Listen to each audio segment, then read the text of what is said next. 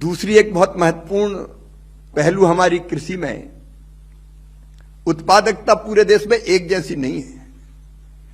अलग अलग फसलों की उत्पादकता अलग अलग राज्यों में भी अलग है,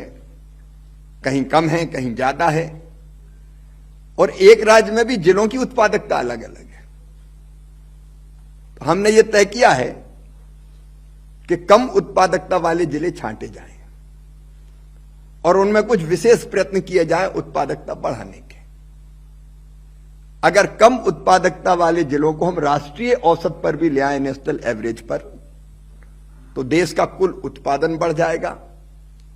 हमारी जरूरतें भी पूरी होगी और उन जिलों के किसानों को की आय भी बढ़ेगी, क्योंकि उत्पादकता बढ़ेगी तो आय बढ़ेगी। ऐसे 100 जिले चयनित किए गए हैं जिन पर हम फोकस करेंगे और प्रधानमंत्री धन धान्य कृषि योजना के अंतर्गत इन जिलों में उत्पादकता बढ़ाने के लिए प्रयत्न किए जाएंगे। इन प्रयत्नों में वहां सिंचाई की व्यवस्था, भंडारण की व्यवस्था, हमने ये देखा कि इन जिलों में ऋण सुविधाएं, केसीसी वगैरह उतना उपयोग नहीं है, उतना उपयोग नहीं किया जाता, उतना है नहीं या उपयोग नहीं किया जाता, तो उसके उपयोग को बढ़ाना। फसलों में विविधीकरण, अब कई जगह जहां धान पैदा होती है तो धान पैदा करने काटने के बाद वो खेत खाली छोड़ दिए जाते हैं, राइस फैलो, तो उनमें दलहन की फसल बहुत अच्छे ढंग से हो सकती है, जमीन में मॉइस्चर रहे और थोड़ी सिंचाई की व्यवस्था अगर कर दी जाए तो फसलों का विविधीकरण भी करेंगे, फसल की सघनता में भी वृद्धि करेंगे, सिंचाई की सुविधाओं में भी विस्तार करेंगे और दीर्घकालिक और अल्पकालिक ऋणों की सुविधा वो भी बढ़ाने का काम करेंगे। और ये जो कार्य योजना बनी है, ये आकांक्षी जिले, एस्पिरेशनल डिस्ट्रिक्ट्स में जो कई पैरामीटर्स पर